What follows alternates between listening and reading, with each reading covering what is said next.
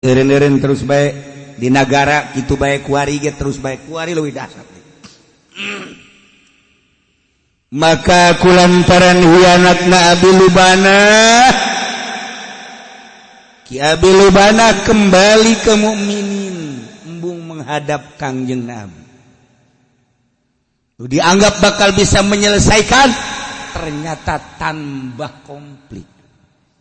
Sebab pengkhianatan terhadap Allah jeung Rasulna, terhadap amanat-amanat.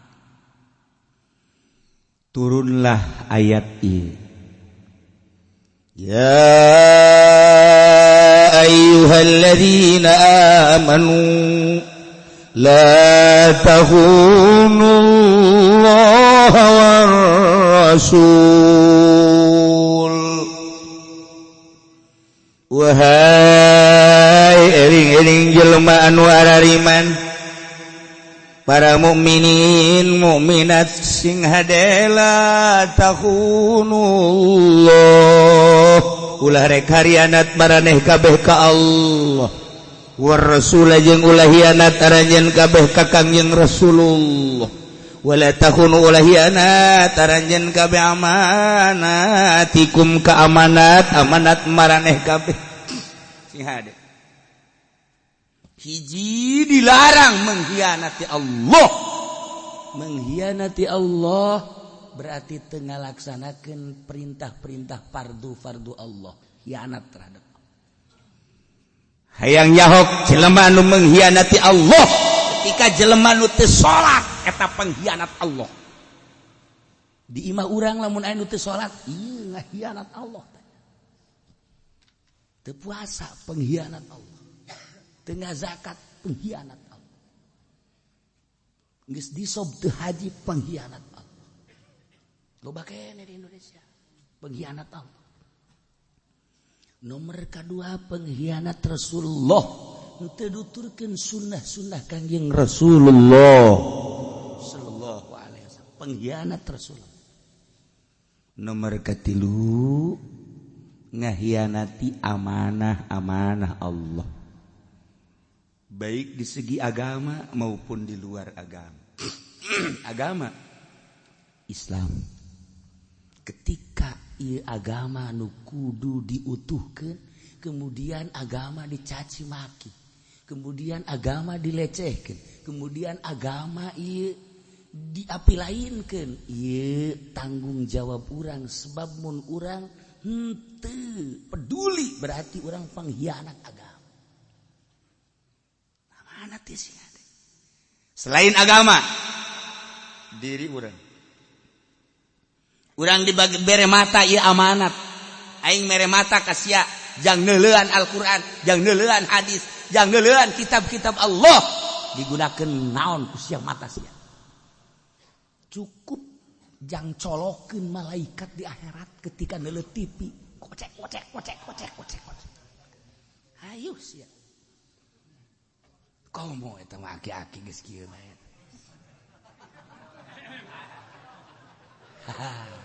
Geus sama geus disiapkeun ku ari timah digolotrokeun.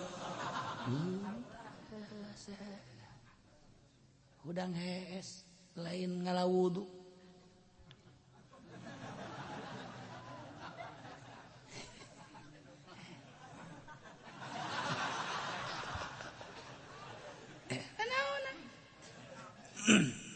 KWC di bawah. Keur ngising. Iya. Tarolol kabeh. Pengkhianat eta. Cili amanat Allah. Irung amanat Allah. Lisan amanat Allah, lenat Allah. Beteng amanat Allah, suku amanat Allah. Dubur amanat Allah, kubul amanat Allah. Awas ya. Namun sia hianat terhadap amanat-amanat Allah, geus ngajungkel di neraka jahanam. La takhunullah war rasul. Ulah ngahianati Allah jeung ngahianati Kangjeng Rasul. Di urusan harta, gonimah, ieu aya aturan Allah nu ngabagina Kangjeng Nabi. Ketika menang gonimah, nah iyalah ulah hianat terhadap gonimah. diatur ku Kangjeng Nabi, pengaturan Kangjeng Nabi ulah dihianati. Amanat ulah dihianati.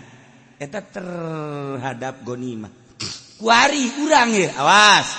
Ieu kaparduan teh amanat Allah. Nu nyampaikeunana Kangjeng Nabi, nu utar aturna Kangjeng Nabi, ulah ngahianati Allah jeung Kangjeng Rasulullah. Kemudian ieu kabeh adalah merupakan amanat. Kade ulah dihianati. Kekayaan amanat Allah sing hade ulah mengkhianati kekayaan. Jabatan amanat Allah, awas ulah mengkhianati jabatan. Awas kade pangkat amanat Allah ulah dihianati pangkat. Sehat amanat Allah ulah mengkhianati sehat. Ilmu urang diberi ilmu ku Gusti Allah ulah mengkhianati amanat Allah. Mana diberi ilmu naon? Diberi ilmu politik kade. Sing hade sia diberi ilmu politik teh ulah dipake hianat. Paeh menghianati politik nu dibikeun ku Gusti Allah cukup jang hojai di neraka jahanam. Urang diberi ilmu agama ku Gusti Allah, ngarti kana tafsir, ngarti kana hadis, ngarti kana fikih, ngarti kana tauhid. Awas amanat ti Gusti Allah ulah dihianati amanat. Kiai aing ngahianati ilmu kumaha? Dijual teh ka arti cenah kiai dijual teh. Maneh jadi kiai Golkar engke kadituna menjual ilmu maneh untuk mendukung Golkar, lain ka Allah eta geus menjual amanat Allah. Kiai Golkar bakal dikerakan, diancub-ancubkeun sebab nyana geus mengkhianati agama. Goblok ka kiai Golkar. Lain cak aing cak Allah. Emang nyampaikeun doa. Ih cenah teu mah kiai nyampaikeun aing balik sia. Oh tadi tuh. Awas udang isin sia. Aduh. Eta wala takhunu amanatikum. Ji ulah gahianati amanah hanya untuk partai, lain ka Allah, hanya untuk organisasi, lain ka Allah. Matak baheula mah bau NU teh luar biasa dengan atas nama Kiai Haji Hasyim Asy'ari. Masyaallah murikak bulu urang. Tapi kuari NU dek dikamanakeun dijualna sebagian tapi hianatnya. Aya teh cenah model penceramah. Wah eta teh sarua. Aduh. Pengkhianat. Kiai-kiai anu asok ngajual ceramahna pengkhianat, deuleukeun tungtungna. Lain ngagungkeun Allah. Waduh cenah kalau mah teu butuhkeun amplop mah nu penting mah jero. Hianat. Hianat. Pancena kadinya nunjukna kabeneran.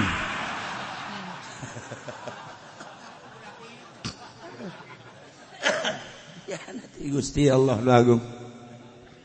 Ulah jadi pengkhianat urang. Masyaallah. Geus puguh atuh tambah nu boga jabatan mah jangan hianati. Dilantik nama Quran dikieukeun. Demi Allah, kami nyandang kitukeun haba Quran.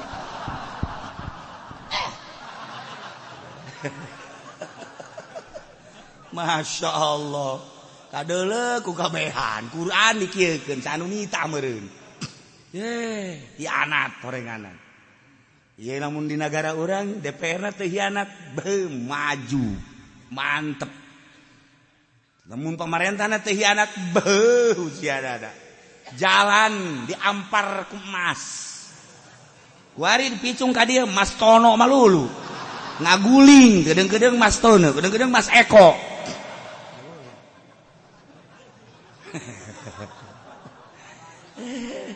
Akibat naon ya? Hianat. Mun teu hianat bawa kumaha raja. Eta tanda hianat terus. Jadi kuari mah kabehan ieu pengkhianat urang. Kabehan atuh kuari mah pengkhianat. Geus puguh kiaina ge jangan jualan ceramah hianat. Ke ditanya ke di akhirat. Geus puguh anu di kelompok mah demi kelompokna hianat, lain demi Allah. Hianat berarti. Geus buku pemerintahna hanya untuk kantongna bae hianat. Nah melalui ayat ieu coba urang supaya terbuka hati urang lain dek ngagogoreng kiai, lain dek ngagogoreng masalah kitu pemerintah, tapi supaya terbuka urang supaya ulah aya di jero ayat ieu. Hindari coba pengkhianatan. Sebab ieu ayat teh khusus nama jang kabilubadah, umum nama jang seluruh masyarakat, seluruh manusia datang ka yaumul qiyamah. Ya ayyuhalladzina amanu he jelema nu ariman nu aya di Cikupa. Aya Cikupa aya tadi. La tahunullah war rasul. Hei mukminin mukminat Cikupa, ulah osok ngahianati Allah. Tuti sarolat urang Cikupa tarolol. Teu nurut ka aturan Kangjeng Rasulullah garoblog.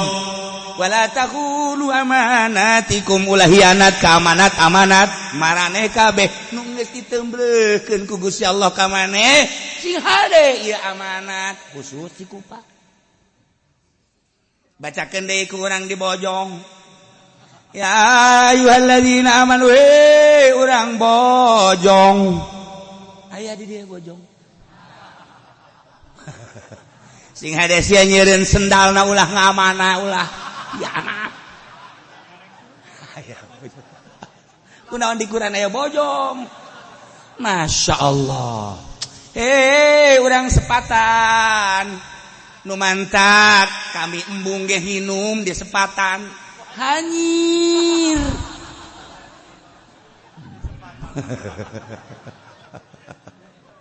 Ya ayyuhalladzina amanu. Tah barang jual we pasar Kemis. Hei mukminin pasar Kemis, maneh mah geus kanyahoan tilok hianat.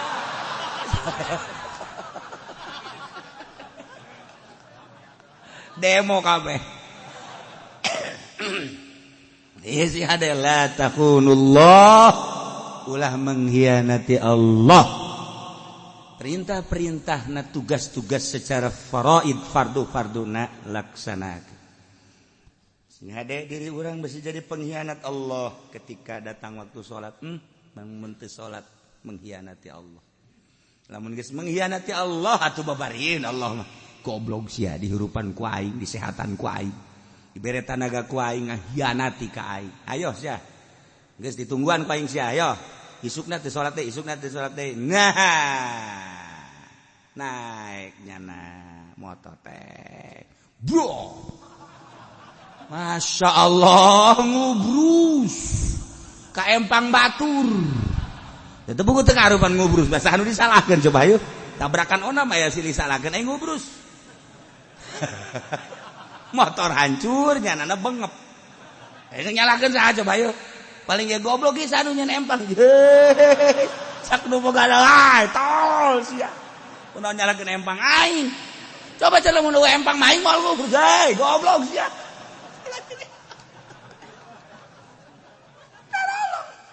Lain ragap diri nyalakeun empang. Nah, la takhunullah kade-kade ulah mengkhianati Allah. Nah, jang urang ieu mah jang nu ngararaji bae aja nu teu ngaji mah geus kudu dibejaan lah. Geus kudu ieu mah jang urang bae geus jang urang. Geus jang urang bae awak sing ade ulah mengkhianati Allah geus. Sing ade. War Rasul, sebab Kanjeng Rasul anu utar atur. Allah ngainstruksikeun salat waktu-waktuna jeung cara-carana kan teu nyaho urang. Diatur lagu Kanjeng Rasul, ngaranna sunnatur Rasul. Diatur ku Kanjeng Rasul, sallu kama raaitumuni usolli. Salat maraneh kabeh sakumaha maneh neuleuh ka kaula salat. Ayo, zuhur 4 rakaat, kadeuleuh kan ku maneh. Asar 4 rakaat, kadeuleuh kan ku maneh. Magrib 3 rakaat, kadeuleuh kan ku maneh. Isya 4 rakaat, kadeuleuh kan ku maneh. Subuh 2 rakaat, kan kadeuleuh. Sallu kama raaitumuni usolli. Ai Kanjeng ti mana? Pan datang malaikat Jibril. Cek malaikat Jibril, "Hai Muhammad, maneh geus diinstruksikeun salat?" Nyaho henteu, soal zuhur. Henteu, ya. Kanjeng malaikat Jibril ngalaksanakeun nyontoan salat zuhur ketika fanon poe manceran lewat seut. Allahu akbar. Malaikat Jibril datang deui waktu asar ketika panon poe kalangkangna geus sarua leuwih setik. Contohan ku malaikat Jibril, Allahu Akbar. Maghrib. Ketika panon poe disurup, malaikat Jibril datang deui. Maghrib, Allahu Akbar. Isya ketika itu nu beureumna geus eueuh timbul koneng las putih. Allahu Akbar. Subuh selanjutnya nakos gitulah. Sallu kama ra'aitumuni usolli. Geus atuh ulah mengkhianati Kangjeng Rasul, urang sakali teu salat mengkhianati Allah jeung Kangjeng Rasul.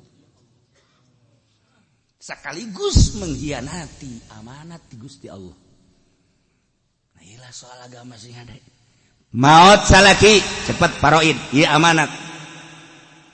Salaki maut berarti ninggalkeun pamajikan jeung anak, pamajikan aya anak berarti sumun. Anak aya sabaraha berarti ge lil zakari mislu hadzal unsalain. Hayo sok geura. Ieu tuh hese-hese. Oh, amanat teh. Maot salaki, ieu pamajikan aya anak ngan anakna kitu. Awewe kabeh berarti pamajikan aya anak sumun tinggal anak. Nah, anakna aya 2 awewe berarti sulsen. Aya asobahan. Urang milu kadinya deui asobah. Anu maroidna. Bener henteu sih teh. Murah nanti lok dibere. Iya, tungtuna mah. Kita nyampaikan amanat nyana gitu adil goblok teh kiai. Indahan hayang jadi asobah tolong. Asobahna oke cek.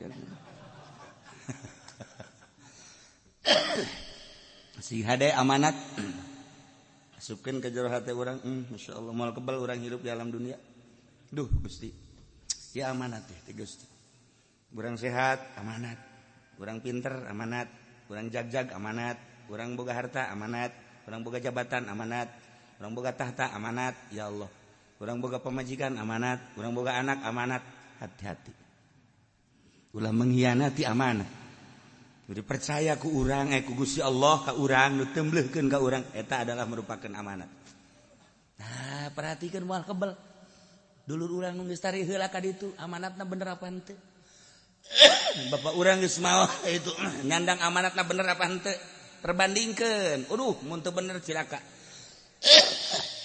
Enggal urang ku ari awak sing hade sia moal kebel deui jamongan geus batuk bae teh sia.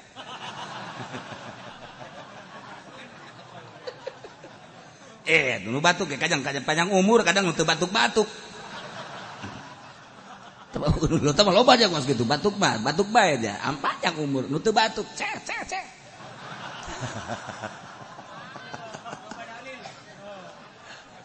Ya Allah ya.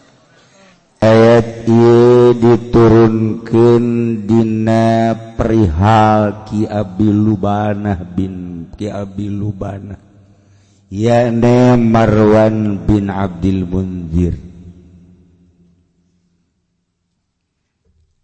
Permasalahan aslina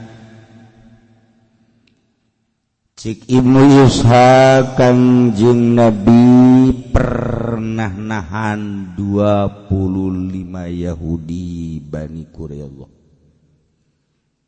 Ditahan Bani Quraidah ditahan gitu 25 peuting. 25 poe 5 peuting. Diembargo ku Kangjeng Nabi.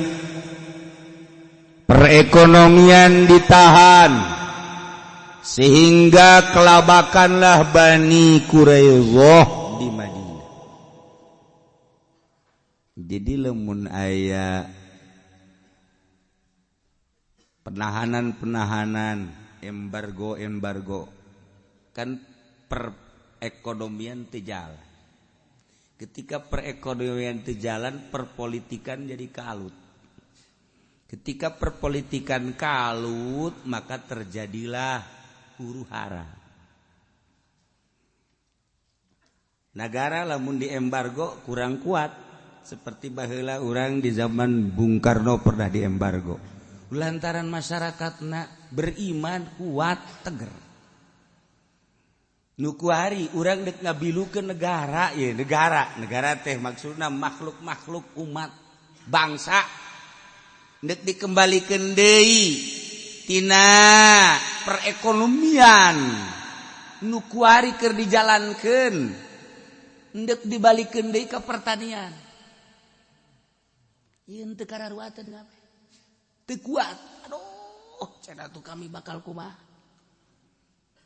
Sebab geus geunaheun hirup mewah, bangunan menjulang tinggi. Dahareun sakieu poharana. Kendaraan pohara. Cewek-cewek Ambalaya. Aduh, geus. Tak urang teh teu sanggup, kulantaran teu sanggup nuturkeun ngahutang. Padahal lamun urang kuat di embargo geus. Urang hirup saaya-aya di negara urang, subur negara urang.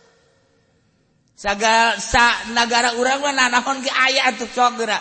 Kadaharan geus teu kudu make sangu-sangu boborosan ge Ambalaya. Cente aya. Bangsa saok Ambalaya kene. Sueg-sueg lo make. Naon ge Ambalaya, urang sebenarnya kuat teh. Gan teu kuat teh lain masyarakat da ieu si ituna nu teu kuat. Masyarakat mah just sakikieuna bae. Di embargo kuari masyarakat mah seserian kabeh ge. Ya masyarakat mah biasa bae. Nu teu kuat bae eta ti camat ka luhur. Kuat teh embung. Nah, ikeur carita nagara nu mantak loba permaksiatan lantaran lancar perekonomian. Kulantaran lancar perekonomian, perpolitikan ge lancar. Akibatna permaksiatan subur. Perekonomian subur lancar. Kendaraan loba. Kendaraan eta kan masrokna jang ulin. Mayoritas kan jang ulin. Lebaran kamari macet di tempat rekreasi. Emang di tempat rekreasi maraca sholawat kan dinya? Sholat henteu atuh sebagian.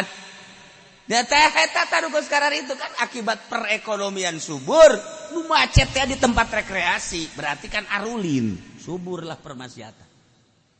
Subur permaksiatan. Eta teh ku ekonomi coba ekonomina pas-pasan mah. Diajak urang, yuk urang ka Karangbolong teu hanai aing. Teu hanai segala. Boro-boro ka ditu aing ngarokok hese. Teh ge dia.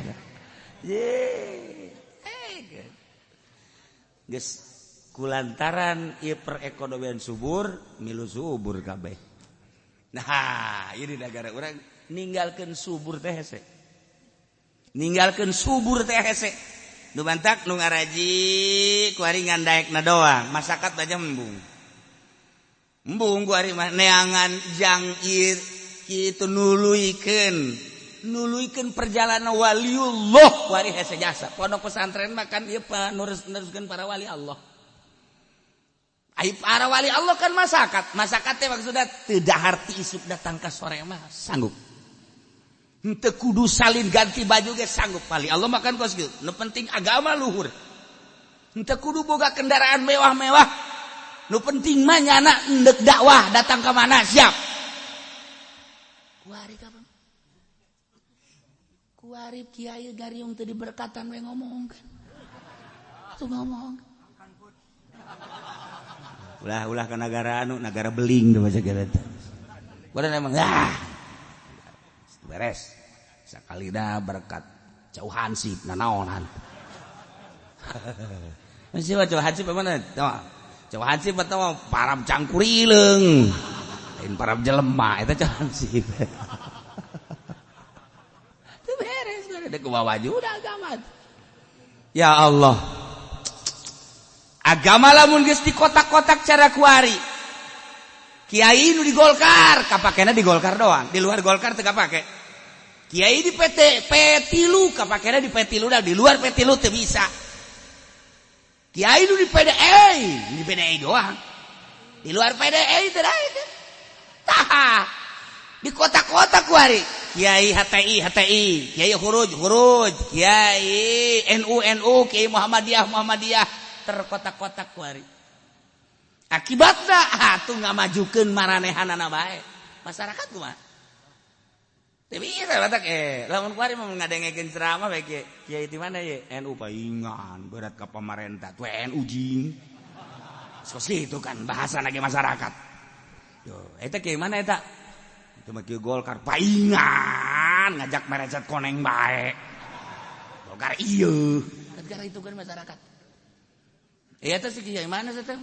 Itu PDI. Waduh, paingan ngagadilan bae PDI. Ya masyarakat. Hanya kiai nu teu berkepentingan nu masih kena didengekeun ku masyarakat. Didengekeun bari pake kiai mana eta? Golkar lainnya nama. Berarti lu urang henteu nya nama. PDI meureun teu kabagian.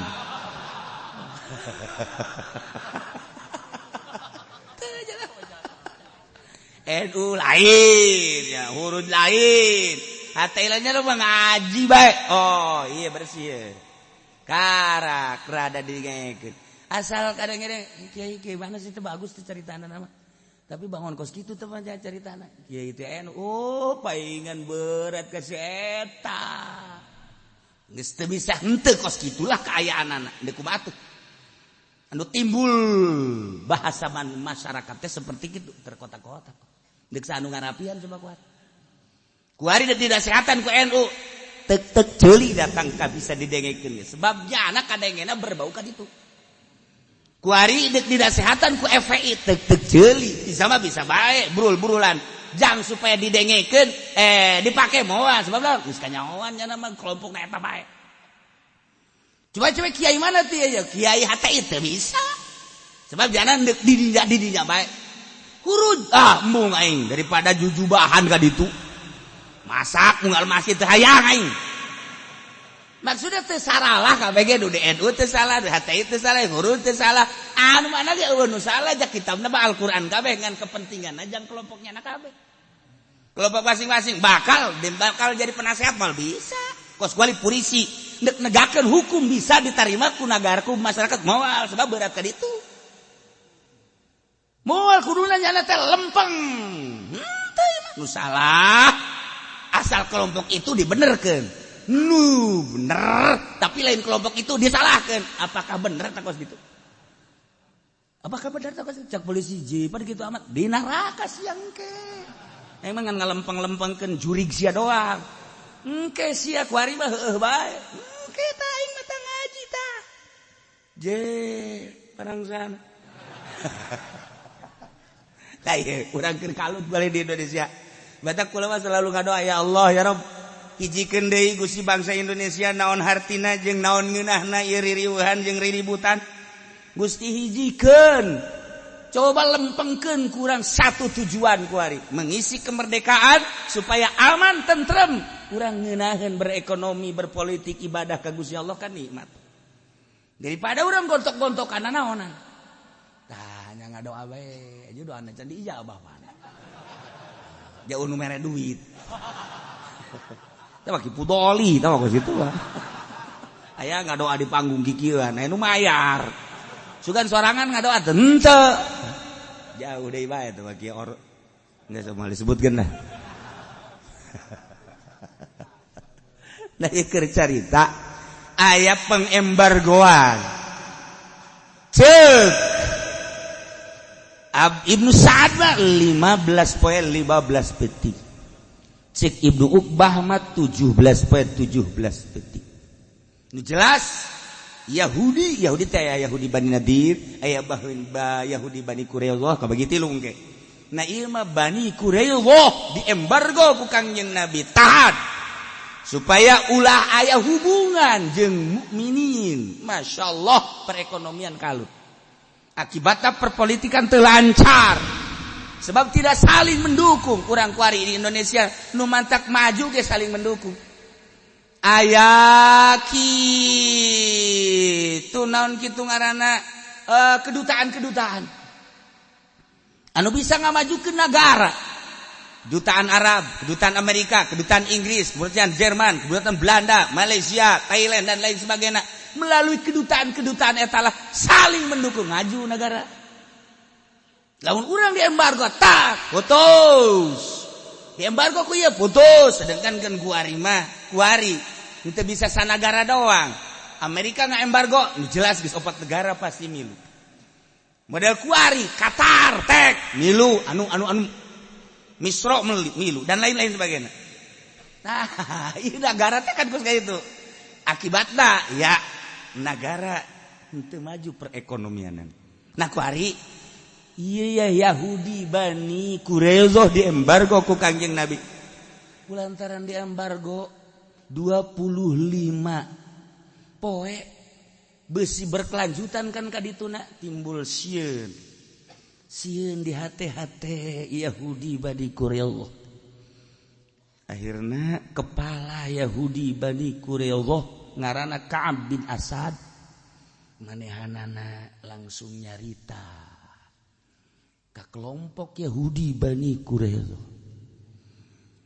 Cek pimpinan Yahudi bernama Ka'ab bin Asad, ya masyarul Yahud, wahai kelompok Yahudi Bani Quraisyah, qad nazala bikum minal amri ma tarawna wa anni uridu alaikum khisalan thalathat.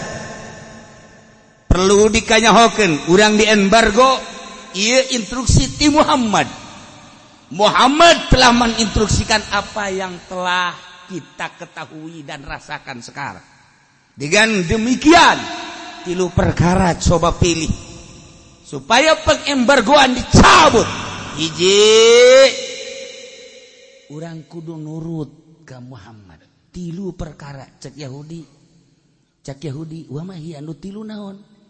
Geus kieu bae kuari malah urang daripada berlarut-larut kadituna bakal bahaya nu gede, sedangkan Muhammad geus katinggalik kegagahanana jeung kaistimewaanana.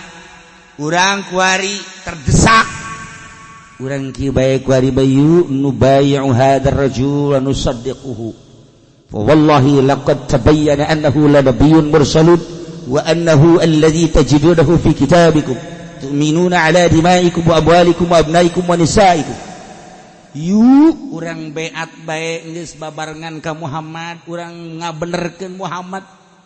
Ceki Ka'ab demi Allah nyata tertulis di kitab Quran dibacayana Taurat annahu la nabiyyun mursalun. Muhammad memang yakin nabi anu diutus ku Gusti Allah. Wa annahu allazi tajidunahu, jelas Muhammad duku maneh ka perangi kabeh pi kitabikum.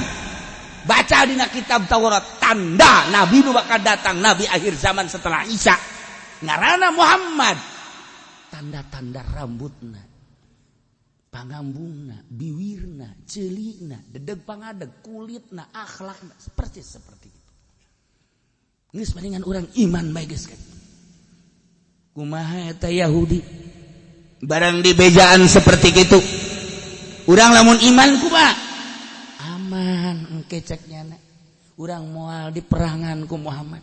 Harta urang jadi aman, anak urang jadi aman, pamajikan-pamajikan keluarga urang jadi aman untuk mengambil pengamanan. Geus, urang beat bae geus ka Muhammad. Kumaha setuju?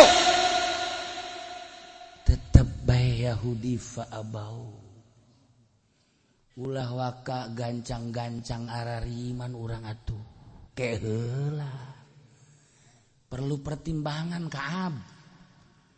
Teu mah babari teuing teu mah kos kitu mah. Nah, lamun urang kuari ieu embung kumaha ieu? Lamun embung iza abaitum ala hadhihi.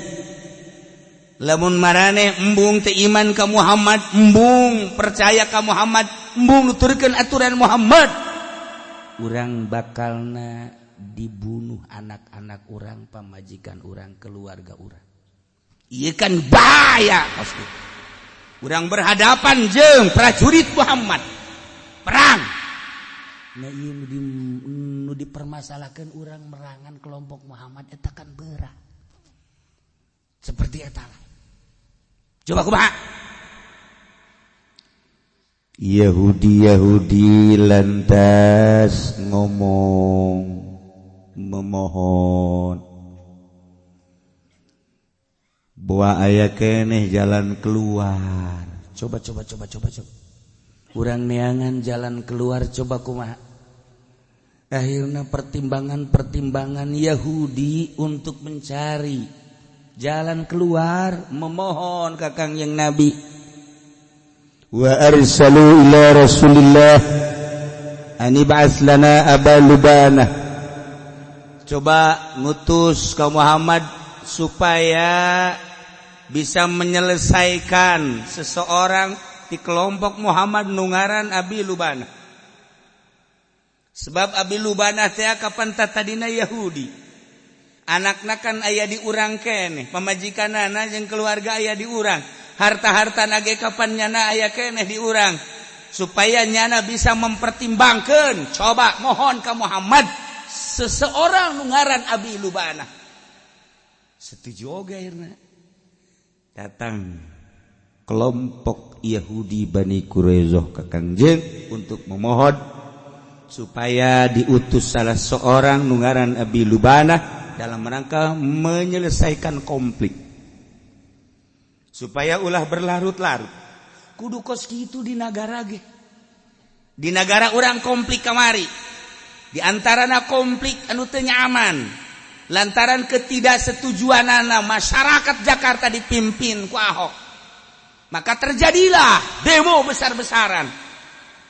Nu kudu namakan dipanggil aya naon ieu mah dek datangnya ka istana kok teu meunang. Ieu teh salah ka saeta. Tetapi lain berarti salah secara total. Horenganan meureunnanan ieu kan kembali ke konstitusi. Siapa heran bangun sinis teh. Lantaran ieu dipilih ku masyarakat, maka dikembalikan deui ke masyarakat. Sebab naon? Sebab hanya kelompok kecil lah yang tidak setuju. Nah, dengan demikian kembali ke konstitusi. Dengan demikian, tunggu. Kita adu kekuatan. Pilih kembali ke salah negara. Sebab di urang negarana negara demokrasi. Ya kembalilah ke masyarakat. Dengan demikian kita uji coba kekuatan. Dah, cuman masih kena ditang tayungan ku Gusti Allah. Alhamdulillah. Ahok KO. Selesai permasalahan. Padahal ningali demo nu sakitu gedena, mestina kan nyana datang ka istana teh kudu dipanggil deui. Ja aya penasehat kan di negara teh. Wiranto penasehatna, Ki Hasyim Muzadi penasehatna dan lain-lain sebagainya. Atuh batak naon? Teh, panggil. Ngomong duaan. Sang pendemo dengan presiden. Tongtonkan ku urang kabeh. Tanya, naon alasan-alasanana? Kan ngeunaheun mestina kitu. Tetapi geus kuari kembali ke konstitusi, masalah geus. Alhamdulillah, tinggal kuari permasalahanana ieu adalah konflik. Konflik naon nu keur dipermasalahkeun di Indonesia mestina kan dipanggil. Konflik kan macam-macam di Indonesia teh. Konflikna konflik politik, konflikna konflik perekonomian, konflikna konflik perbudayaan, konflikna konflik agama, penganiayaan, konflik agama, penistaan dan lain sebagainya. Ila konflik-konflik ieu nu kudu diselesaikan. Nah, kudu cerdas pemerintah teh atuh konflik naon dieu permasalahan teh.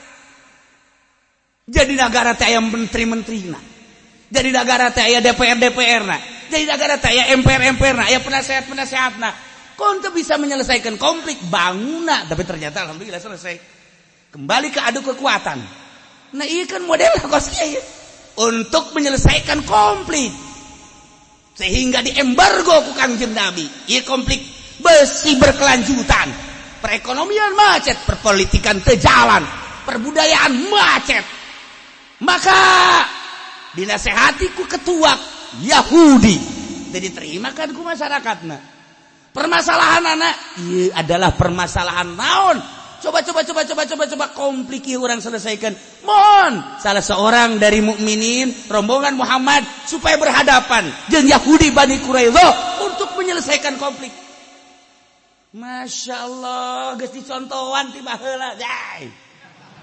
Oh, salah geus dicontohan ti baheula ge. Kan geunah. Kepala linter kan kabeh. Konflik naon bae ge? Konflik rumah tangga nu tadina dianterkeun ku ari papisah henteu meunang ngeuneunaheun ge atuh ngutus salah saurang untuk menyelesaikan konflik rumah tangga. Kok nu tadina direpokkeun ku ari teh repok sih? Nah, pab'atsu hakaman min ahli wa hakaman min ahliha. Ye, atuh jelas kan. Atawa kieu, ieu rumah tangga nu kuduna repok, kok ieu konflik terus we tambah pamajikan. Hayangnya tambah konflik apa selesai ya? Atawa tsunami ya? Konflik-konflik model kos kieu kan patalina jeung negara. Nah kunaon ieu Yahudi menta diutus nu ngaran Abi Lubana aya trik jeung unsur politis di jero bisa selesai asana ku Abi Lubana urang iman begitu saja waduh tidak mungkin cek Yahudi bari di hateletik da bener aja Muhammad teh tertera ieu di kitab Taurat eta jelema persis tetapi kapan urang teh kan boga kitunan budaya-budaya jeung boga harga diri masa kudu imban kabeh ka Muhammad teu bisa diselesaikan tetap hese maka Abi Lubana dimohon ka Kangjeng Nabi diutuslah ku Kangjeng Nabi turun ayat ieu nuzila fi Abi Lubana ngaranna Marwan bin Abdul Mundir lalu diutus ku Kangjeng Nabi ka kelompok Yahudi Bani Quraidah maksudna liyanzilu ala hukmi supaya tunduk Bani Quraidah atas hukum-hukum Abi Luban astasyaruhu mohon musyawarah kelompok Yahudi Bani Quraidah terhadap Abi Luban untuk menyelesaikan konflik tersebut diutus ku Kangjeng Nabi Hai Abi Lubana kelompok Yahudi Bani Quraidah anu kuari di embargo lantaran tertunduk karena aturan-aturan Al-Qur'anul Karim diselesaikan ku ketuana ku pemimpinna untuk supaya beat ternyata nyana moheng apa itu moheng duh siapa hese teh ka moheng ngacan moheng eta ngajengkat embungin maka aya permohonan di Yahudi Bani Quraidah maneh supaya datang ka ditu untuk menyelesaikan konflik ieu selesaikan Abi Lubana siap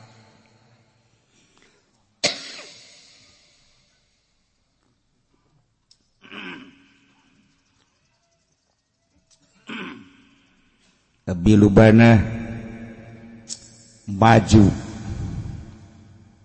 dengan gentleman membawa amanah anu sangat luar biasa berat sebab andai kata tidak selesai terjadilah peperangan anu dahsyat di mukminin geus disiapkeun pedang-pedang geus diasah di Yahudi sarua bae andaikan teu selesai terjadilah peperangan dahsyat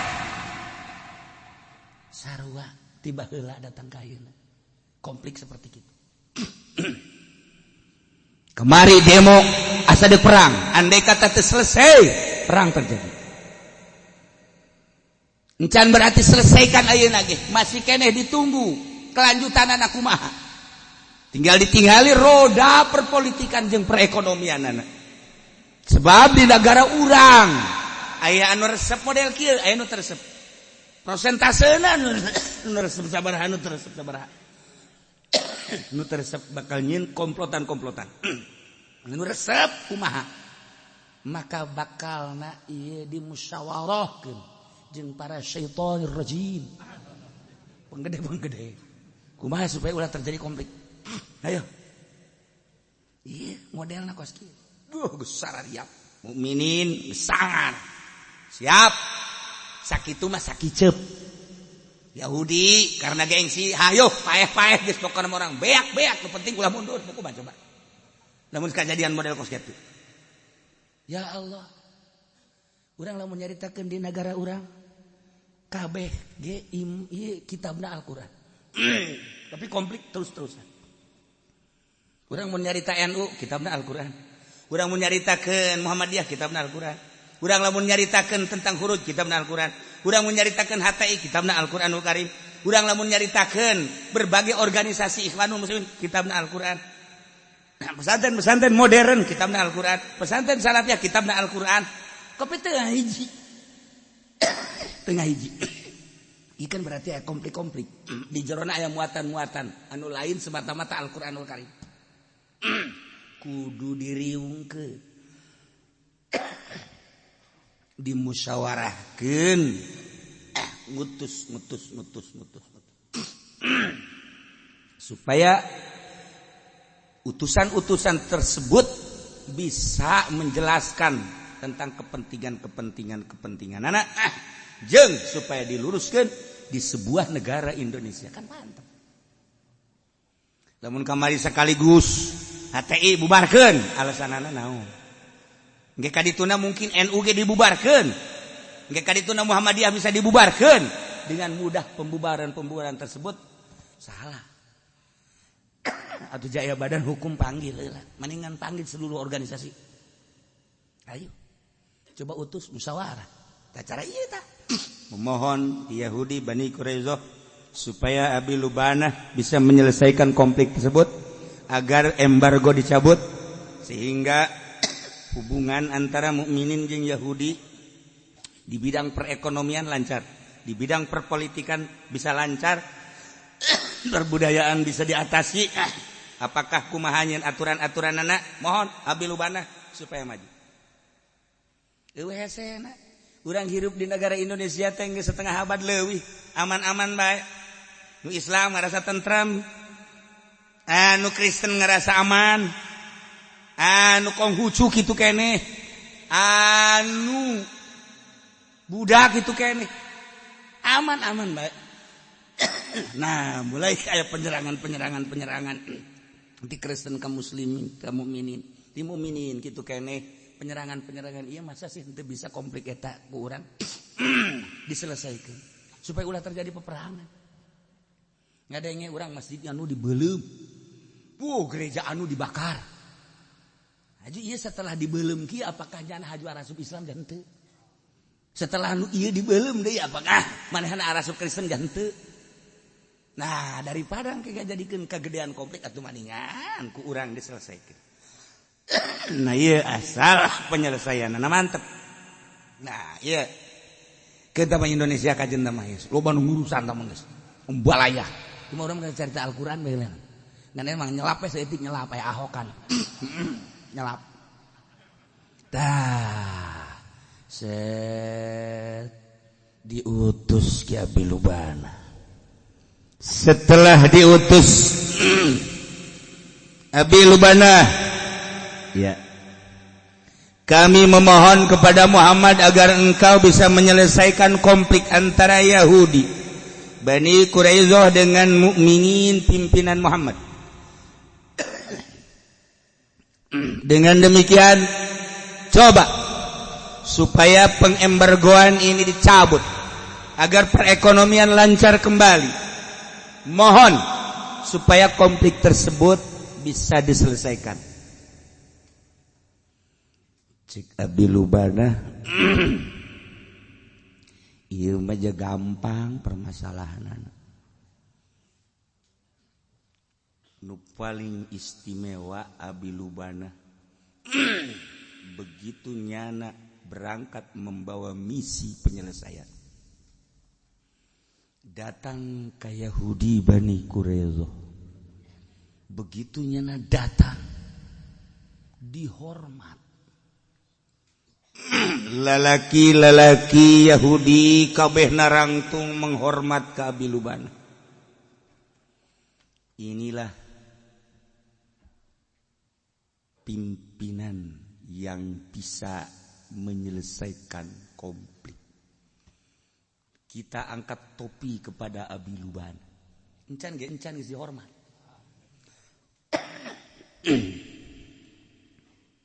Awewe di Jakabe sungkem kararieu kabeh. Kemudian barudak laletik careurik mohon ka Abi Lubanah supaya embargo dicabut. Tidinya ke Abi Lubanah mikir, cek Abi Lubanah lamun ieu dilanjut permasalahan sedengkeun harta aing loba di ditu. Sedengkeun turunan aing teh aya di ditu. Anak aing lain anak aing bae meureun anak uwa aing, anak mamang aing, anak adi aing. Tetangga aing, wah ieu lamun peperangan bae. utama kebon-kebon aing yang perusahaan aing bisa hancur.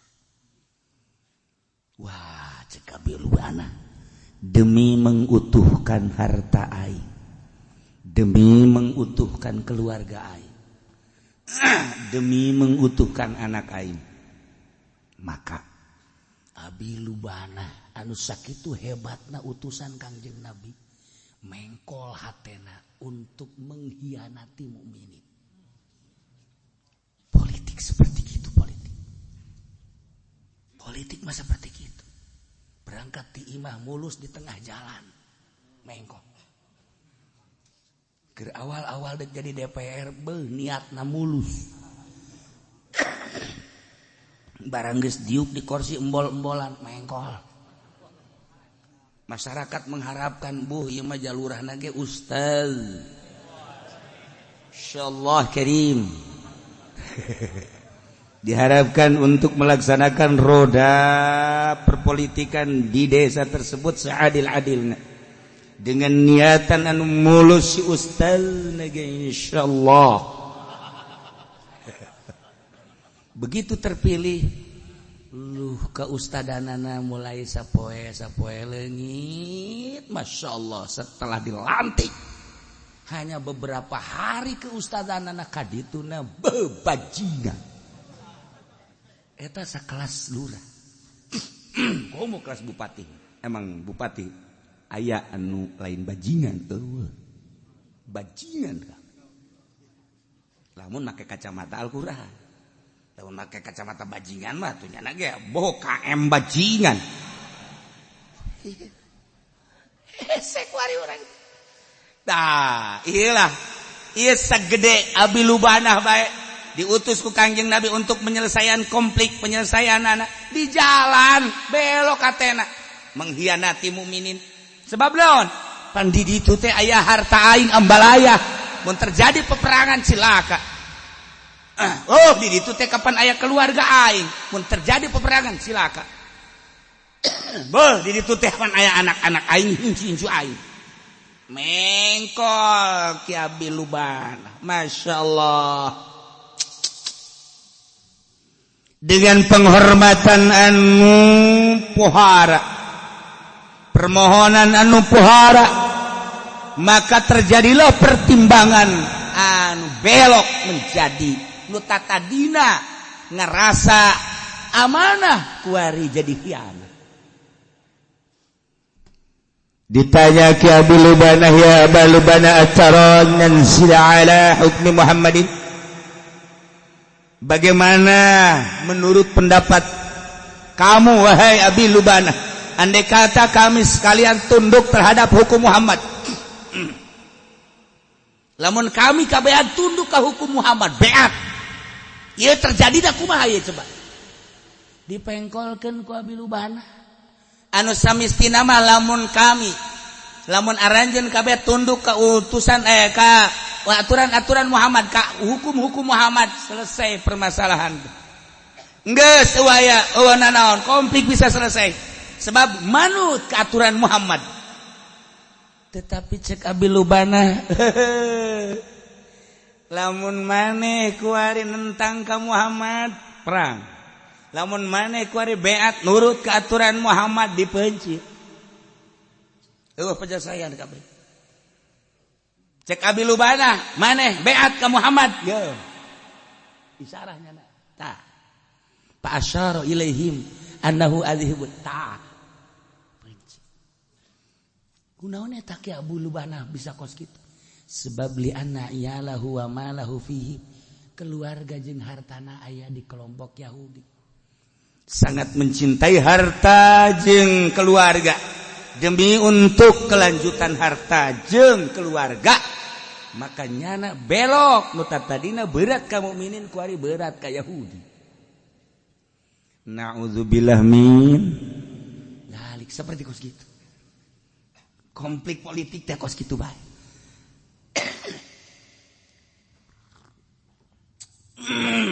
Teureun-eureun terus bae di negara kitu bae kuari ge terus bae kuari leuwih dahsyat. Maka kulantaran hianatna Abi Lubanah Ki Abi Lubana kembali ke mukminin, embung menghadap Kangjeng Nabi. Dianggap bakal bisa menyelesaikan, ternyata tambah konflik.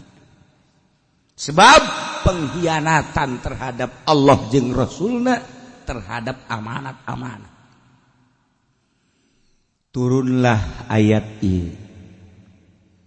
Ya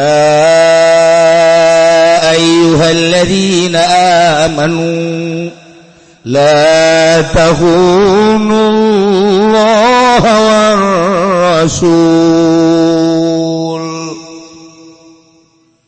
Wahai eling-eling jelema anu arariman, para mukminin mukminat sing hadela takhunullah,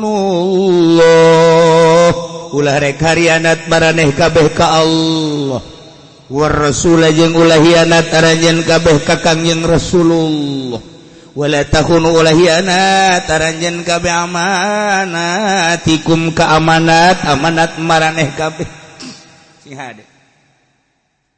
Hiji dilarang mengkhianati Allah. Mengkhianati Allah berarti tengah laksanakan perintah-perintah fardu Allah, khianat terhadap Allah. Hayang yahok jelema anu mengkhianati Allah ketika jelema anu teu salat eta pengkhianat Allah. Di imah urang lamun aya nu teu salat, ieu ngakhianat Allah. Teu puasa pengkhianat Allah. Tengah zakat pengkhianat Allah. Geus disob teu haji pengkhianat Allah. Loba kene di Indonesia pengkhianat Allah. Nomor kedua pengkhianat Rasulullah, teu nuturkeun sunnah-sunnah Kangjeng Rasulullah sallallahu alaihi wasallam. Pengkhianat Rasulullah. Nomor katilu ngakhianati amanah-amanah Allah. Baik di segi agama maupun di luar agama. Agama Islam, ketika ieu agama nu kudu diutuhkeun, kemudian agama dicaci maki, kemudian agama dilecehkeun, kemudian agama ieu diapilainkeun, ieu tanggung jawab urang. Sebab mun urang henteu peduli berarti urang pengkhianat agama. Selain agama, diri urang dibagi bere mata ieu amanat. Aing mere mata ka sia, jang neuleuan Al-Qur'an, jang neuleuan hadis, jang neuleuan kitab-kitab Allah, digunakeun naon ku sia mata sia. Cukup jang colokeun malaikat di akhirat ketika neuleuh TV, kocek. Hayu sia. Komo eta mah aki-aki geus kieu mah.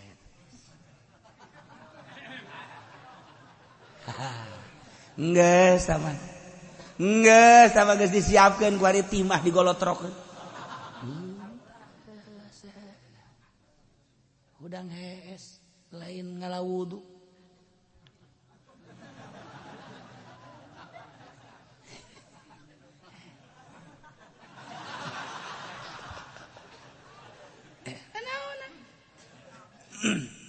KWC di bawah keur ngising iya tarolol kabeh pengkhianat itu. Cili amanat Allah, irung amanat Allah, lisan amanat Allah, lenat Allah, beteng amanat Allah, suku amanat Allah, dubur amanat Allah, kubul amanat Allah. Awas ya, namun sia hianat terhadap amanat-amanat Allah, geus ngajungkel di neraka jahanam. La takhunullah war rasul, ulah ngakhianati Allah jeung ngakhianati Kangjeng Rasul. Di urusan harta gonimah ieu aya aturan Allah nu ngabagina Kangjeng Nabi. Ketika menang gonimah, nah iyalah ulah hianat terhadap gonimah. Diatur ku Kangjeng Nabi, pengaturan Kangjeng Nabi ulah dihianati. Amanat-amanat ulah dihianati. Eta terhadap gonimah. Kuari urang ya, awas. ieu kaparduan teh amanat Allah nu nyampeikeunana Kangjeng Nabi nu utar aturna Kangjeng Nabi ulah ngahianati Allah jeung Kangjeng Rasulullah. Kemudian ieu kabeh adalah merupakan amanat kade ulah dihianati. Kekayaan amanat Allah sing hade ulah mengkhianati kekayaan. Jabatan amanat Allah awas ulah mengkhianati jabatan. Awas kade pangkat amanat Allah ulah dihianati pangkat. Sehat amanat Allah ulah mengkhianati sehat. Ilmu urang diberi ilmu ku Gusti Allah ulah mengkhianati amanat Allah. Maneh diberi ilmu naon? Diberi ilmu politik kade. Sing hade sia diberi ilmu politik teh ulah dipake hianat. Paeh menghianati politik nu dibikeun ku Gusti Allah cukup jang hojai di neraka jahanam. Urang diberi ilmu agama ku Gusti Allah, ngarti kana tafsir, ngarti kana hadis, ngarti kana fikih, ngarti kana tauhid. Awas amanat ti Gusti Allah ulah dihianati amanat. Kiai aing ngahianati ilmu kumaha? Dijual. Dijual teh ka arti cenah kiai dijual teh. Maneh jadi kiai Golkar engke kadituna menjual ilmu maneh untuk mendukung Golkar lain ka Allah eta geus menjual amanat Allah. Kiai-kiai Golkar bakal dikerakan. Diancub-ancubkeun sebab nyana geus mengkhianati agama. Goblok ka kiai Golkar. Lain cak aing cak Allah. Emang nyampaikeun doa. Ih cenah teu mah kiai nyampaikeun aing balik balik sia. Oh tadi tuh. Awas udang isin sia. Aduh. Eta wala takhulu amanatikum. Ji ulah gahianati amanah hanya untuk partai, lain ke Allah, hanya untuk organisasi, lain ke Allah. Matak baheula mah bau NU teh luar biasa dengan atas nama Kiai Haji Hasyim Asy'ari. Masyaallah murikak bulu urang. Tapi kuari NU dek dikamanakeun dijualna sebagian tapi hianatnya. Eta cenah model penceramah. Wah eta teh sarua. Aduh. Pengkhianat. Kiai-kiai anu asok ngajual ceramahna pengkhianat deleukeun tungtung. Lain ngagungkeun Allah. Waduh cenah kalau mah teu butuhkeun amplop mah nu penting mah jero. Ah, hianat. Hianat. Pancena kadinya nunjukna kabeneran.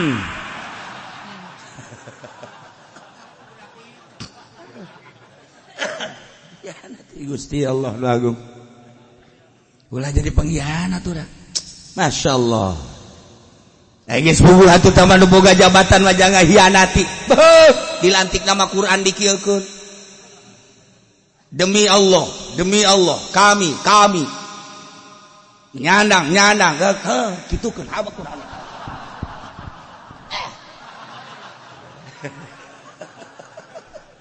Masya Allah. Kadeuleu ku kabehan Quran dikieukeun sanu nita meureun. Hianat horenganan. Ieu lamun di negara urang DPR teh hianat maju mantep. Lamun pemerintahna teh hianat siada. Jalan diampar ku emas. Kuari dipicung ka dieu Mas Tono malulu. Ngaguling gedeung-gedeung Mas Tono, gedeung-gedeung Mas Eko.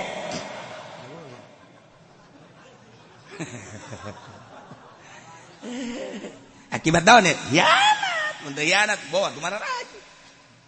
Iya, tanda hianat terus. Jadi kuari mah kabehan ya pengkhianat orang. Kabehan atuh kuari mah pengkhianat. Geus puguh kiaina ge jangan jualan ceramah hianat. Kayak ditanya ke di akhirat. Geus puguh anu di kelompok mah demi kelompokna hianat, lain demi Allah. Hianat berarti. Geus puguh pemerintahna hanya untuk kantongna bae hianat. Nah melalui ayat ieu coba urang supaya terbuka hati urang lain deuk ngagogoreng kiai, lain deuk ngagogoreng masalah kitu pemerintah, tapi supaya terbuka urang supaya ulah aya di jero ayat ieu. Hindari coba pengkhianatan. Sebab ieu ayat teh khusus nama jang kabilubadah, umum nama jang seluruh masyarakat, seluruh manusia datang ka yaumul qiyamah. Ya ayyuhalladzina amanu, he jelema nu ariman nu aya di Cikupa. Aya Cikupa aya tadi. Eta. La tahunullah war rasul. He mukminin mukminat Cikupa, ulah osok ngahianati Allah. Tuti sarolat urang Cikupa tarolol. Tenurut ke aturan Kangjeng Rasulullah garoblog. Wala taqulu amanatikum, ulah hianat ka amanat maraneh kabeh nu geus ditembrekeun ku Gusti Allah ka maneh sing hade ieu amanat khusus Cikupa. Bacakeun deui ku urang di Bojong. Ya ayyuhalladzina amanu, urang Bojong. Aya di dieu Bojong. Sing hade sia nyeureun sendalna ulah ngamana ulah hianat. Kunaon di Quran aya Bojong. Masya Allah. Urang sepatan nu mantak kami embung ge hinum di sepatan hanyir.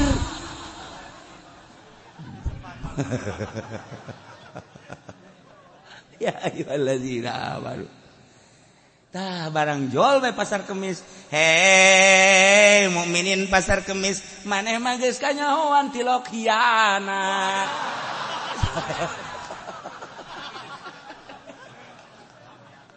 Demo kabeh.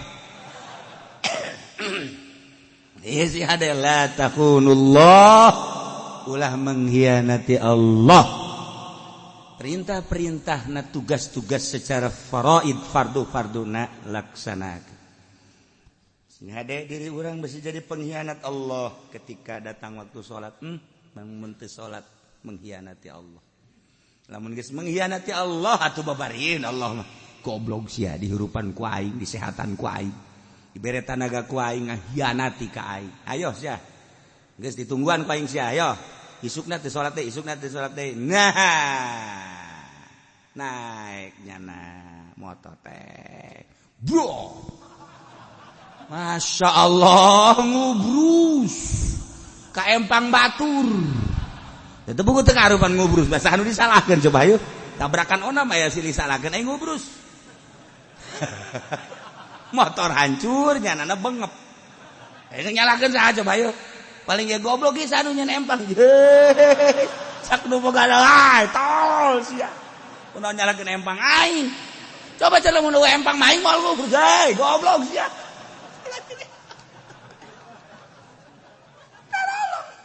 Lain ragap diri nyalakeun empang. Nah, la takhunullah kade-kade ulah mengkhianati Allah. Nah, jang urang ieu mah jang nu ngararaji bae aja nu teu ngaji mah geus kudu dibejaan lah. Geus kudu ieu mah jang urang bae geus jang urang. Geus jang urang bae awak sing ada ulah mengkhianati Allah geus. Sing ada. War Rasul, sebab Kanjeng Rasul anu utar atur. Allah ngainstruksikeun salat, waktu-waktuna jeung cara-carana kan teu nyaho urang. Diatur lagu Kanjeng Rasul, ngaranna sunnatur Rasul. Diatur ku Kanjeng Rasul, sallu kama raaitumuni usolli. Salat maraneh kabeh sakumaha? Maneh neuleuh ka kaula salat. Ayo, zuhur 4 rakaat. Kadeuleuh kan kumaneh, asar 4 rakaat, kadeuleuh kan kumaneh, magrib 3 rakaat, kadeuleuh kan kumaneh, isya 4 rakaat, kadeuleuh kan kumaneh, subuh 2 rakaat, kan kadeuleuh. Sallu kama raaitumuni usolli. Ai Kangjeng ti mana? Pan datang malaikat Jibril. Cek malaikat Jibril, "Hai Muhammad, maneh geus diinstruksikeun salat?" Nyaho henteu, soal zuhur. Henteu, ya.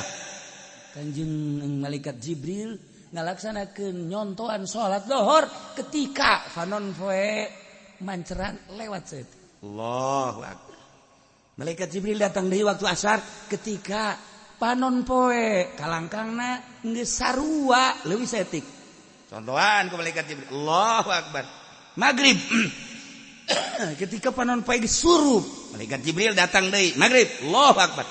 Isya ketika itu nu bereumna geus eueuh timbul koneng las putih Allahu akbar subuh selanjutnya nakos gitulah sallu kama ra'aitumuni usolli geus atuh ulah mengkhianati Kangjeng Rasul urang sakali teu salat mengkhianati Allah jeung Kangjeng Rasul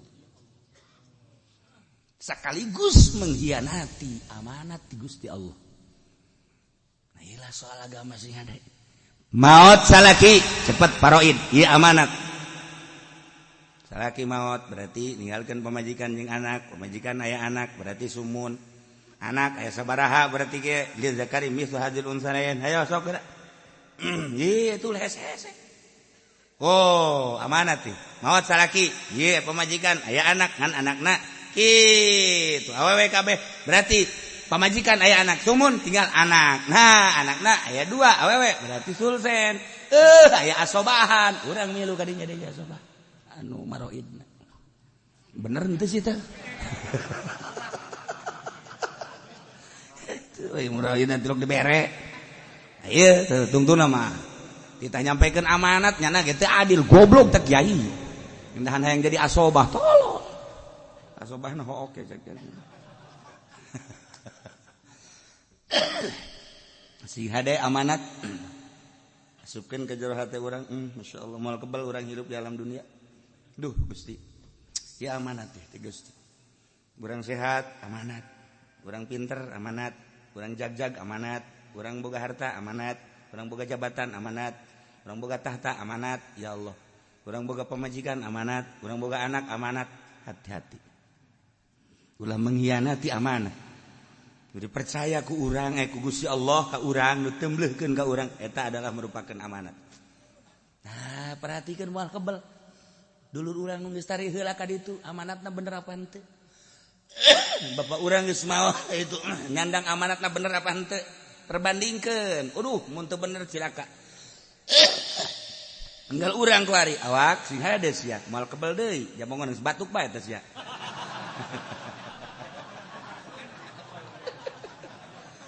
dulu batuk ya kadang panjang umur kadang nu teu batuk-batuk. Lu teh loba aja geus kitu batuk bae dia. Panjang umur nu teu batuk. Cek.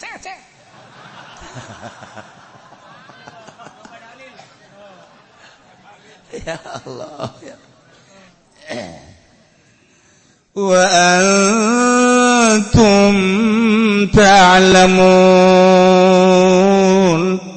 bari aranjeun teh kapan nyaraho tentang jore tentang bagus kajorean anu jore kabagusan anu bagus maneh teh kapan geus nyaho tentang kabagusan jeung kagorengan geus atuh kuari mah maneh dibere nyahona bagus jeung jore-jore jeung bagusna nu bagus jorena nu jore eta adalah merupakan amanat kade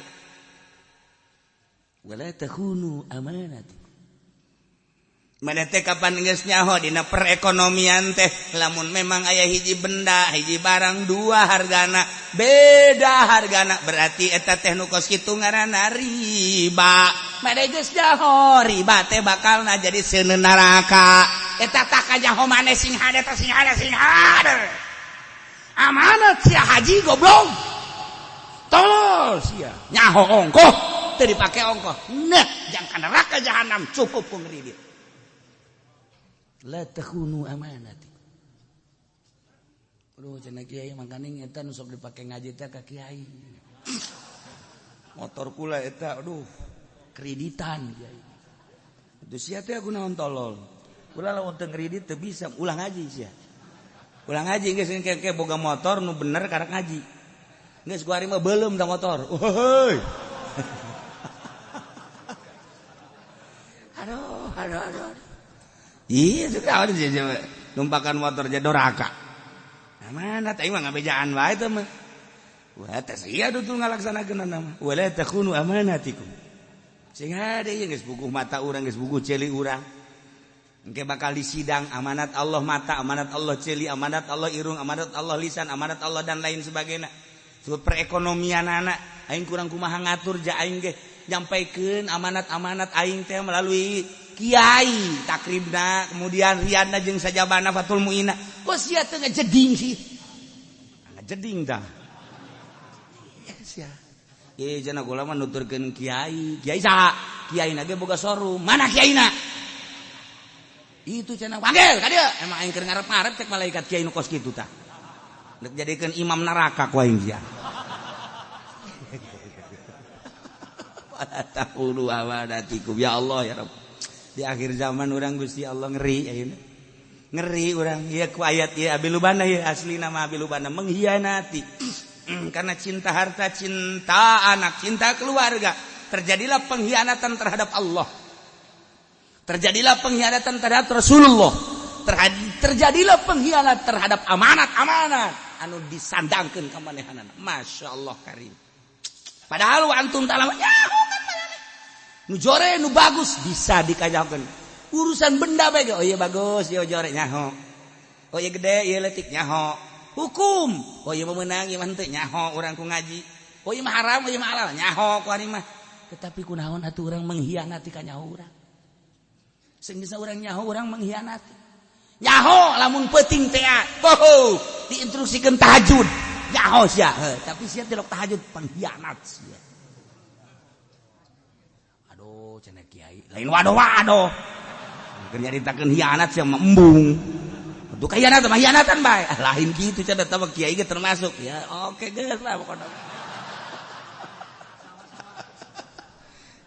Sawa-sawa bangun ka aing. Terus sia teh nyaho bae mah nya aing beja tahajud ka sia. Di dituna ge wa minal laili fatahajjat bihi nafilatan laka asa aya asaka maqamam mahmuda mun ente hayang boga maqamam mahmuda tahajud. Lamun ente tilok tahajud moal boga maqamam mahmuda. Ente hayang boga maqamam mahmuda, maqam mahmud teh dikasorgakeun tahajud. Geus nyaho ta urang? Nyaho. Coba peuting. Tinggal pamajikanana we ge, we gadengekeun bareng isuk-isuk ka haji pengkhianat. Nah, kalau kiai ge nu teu tahajud pengkhianat. Ye, bere kurang duit. Henteu sih gitu. Dasar cewek blon. Bisa disogok kos polisi bae sia. Pengkhianat. Ya kari. Masyaallah, si hade urang besi jadi pengkhianat Allah, naudzubillah min. Besi jadi pengkhianat Kangjeng Rasulullah, naudzubillah min. Besi jadi pengkhianat amanat-amanat Allah, naudzubillah min. Lali, masya Allah. Bari urang nyaho antum tanamunya urang. Saha nu teu nyaho sih kuari. Saha nu teu nyaho ka madoratan HP ja nyaho mangpaatna aya, madaratna aya. Carita keur kamaslahatanna jeung mangpaatna atuh silakeun bae, tapi kapan manfaatna mah hiji, madaratna sabaraha. Hayu sia ulah seserian-seserian. Jangan nyaho. Asal lu ngahape na sorangan geus teu aman. Geus teu aman aing ngahape na biasa loba jelema. Oh iya beres eta berarti bener. Asal geus sagedeung. Ah geus. Geus teu aman teh maka jeung kumaha. Teu aman. Kok mau HP na boga 3. Kiai 3 naonan HP. Teu aman teman. Teu aman berarti aya khususon. Ya Allah ya Rabb. Wa'lamu annama amwalakum wa auladukum fitnah. Masya Allah. Iyalah keur nyaritakeun wa'lamu annama amwalukum wallahu a'lam. Billahi minasy syaithanir rajim. Bismillahirrahmanirrahim. An Nabi Hurairah radhiyallahu anhu. Riwayat kening sun saking Abi Hurairah muga dilarban dosa Allah anhu saking Abi Hurairah. Anna Nabi yang sabuhune Kangjeng Nabi sallallahu alaihi wasallam Najasyi fi yawm alladhi mata fihi ikut anangani ayah Kangjeng Nabi Raja Najasyi dalam dina kang mati ya Najasyi dalam ladzi atawayaw wa kharaja bihim ilal musalla lan metu kanjeng Nabi serta nas maring musalla Fasubba bihim maga Fasubba bihim maga dan bariskan apa bihim kalawan nas Wa kabbara alaihi arba'an lan takbir ya kanjeng Nabi ngatasi an-Najashi arba'an ing babat muttafaqun alaih dari hadis iku muttafaq alaih. Ketika sahabat dikejar-kejar di Madinah, maka sahabat hijrah ke Habsyah dipimpin ke seorang raja Najasyi, seorang raja anu tadina Yahudi, anu tadina Kristen. Nunggu kedatangan Nabi akhir zaman ketika anu hijrah tercengangnya ternyata Nabi akhir zaman geus datang. Dikumpulkan seluruh penggawa-penggawana ceritakan kedatangan Nabi akhir zaman nyana asup Islam. Para penggawa, menteri dan lain sebagainya setuju kemasukan Islam Raja Najasyi. Tapi dengan kepiawaian Raja Najasyi berdakwah untuk umatnya, untuk bangsa jeung negara. Alhamdulillah, kabeh hampir 90% saat eta pembesar-pembesar masuk Islam. Anu masuk Islam menyingkir, menghindar kajen jeung Raja Najasyi. Luar biasa. Dilindungi, akhirnya dilindungilah manusia-manusia terutama muhajirin di Mekah hijrah ke negeri Habsyah. Ialah Raja Najasyi satu contoh seorang pembesar anu masuk Islam ketika datang dakwah. Ai di urang mati balik barang jadi pembesar anu geus Islam ge jadi semi.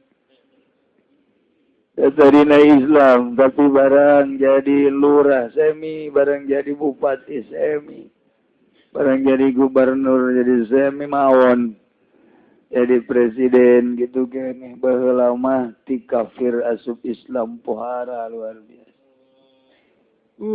Patuh mantap ketika berita wafat Raja Najasyi ka Kangjeng Nabi sumping. Maka Kangjeng Nabi merasa kehilangan bela sungkawa. Kangjeng Nabi langsung keluar bersama para sahabat ngajajar langsung salat gaib. Ialah aya salat gaib.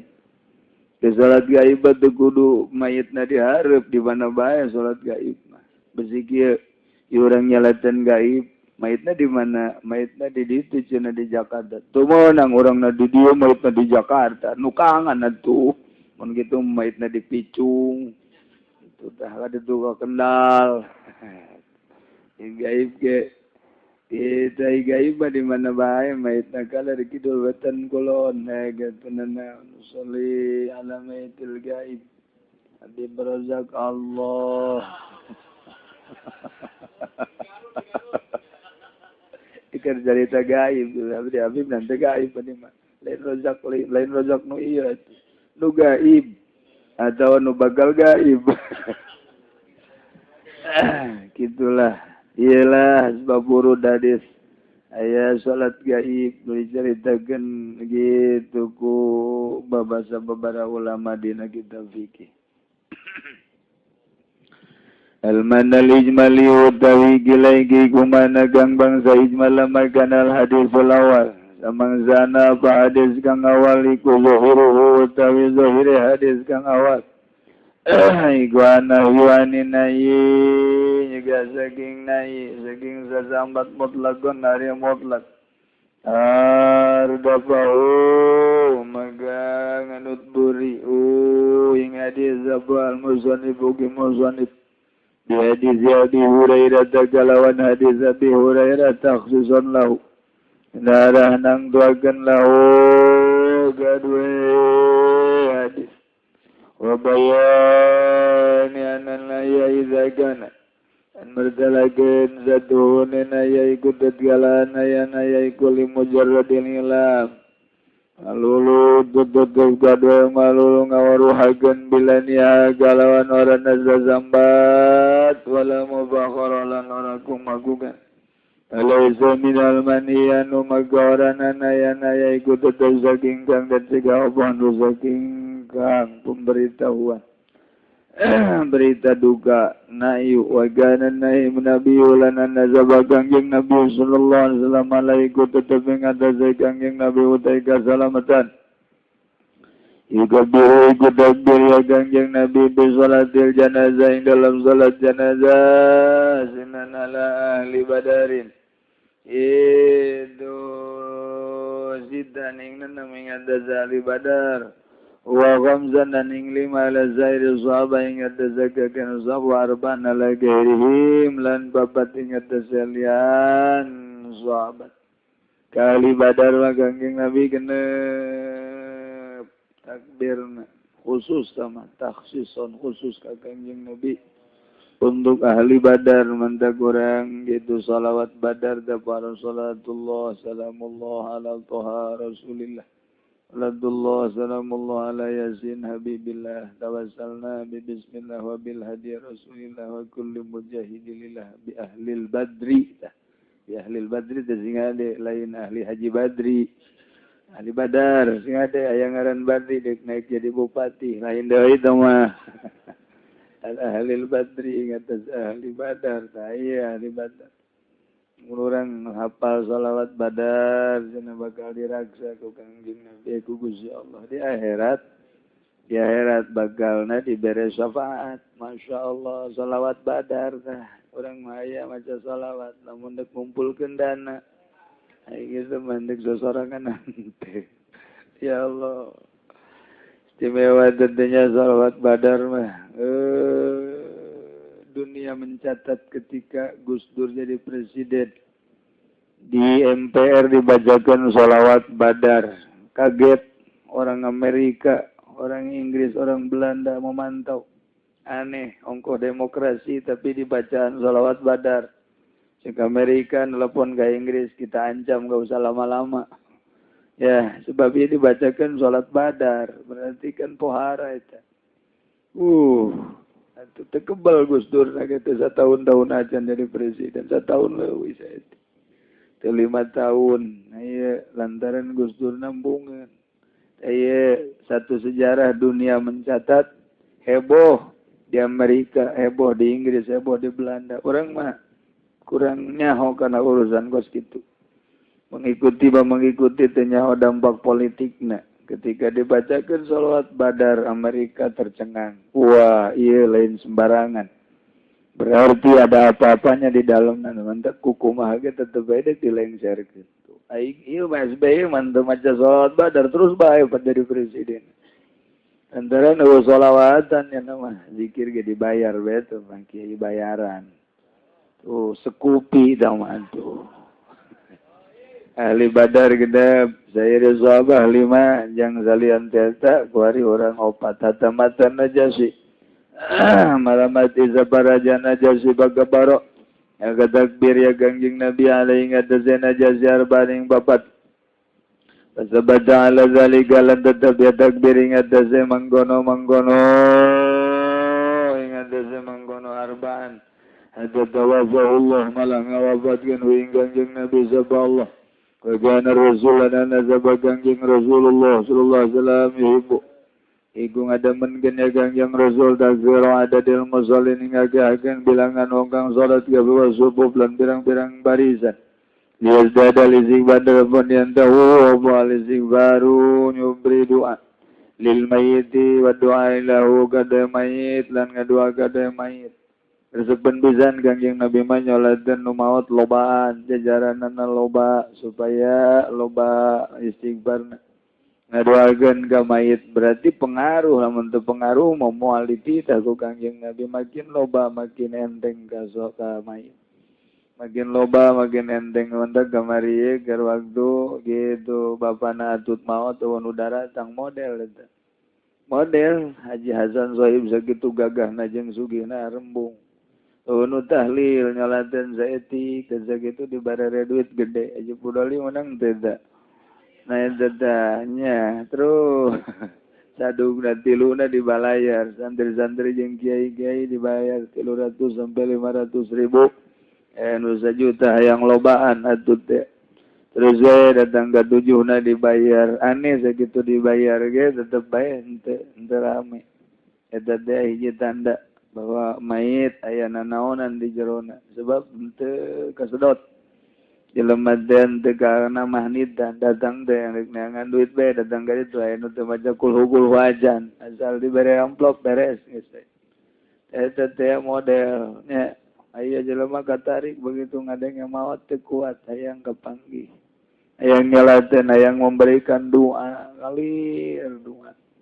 Iya Kangjeng Nabi reseben lobaan bilangna salat ayo kudu lobaan jeung jajaran-jajaranna rapikeun minimal 3 jajar ka ditu mah sabaraha jajar bae nu dimaksud supaya tambah-tambah istighfar ka mayit ngadoakeun ka mayit. Tahlilul labzi wallahu a'lam bissawab.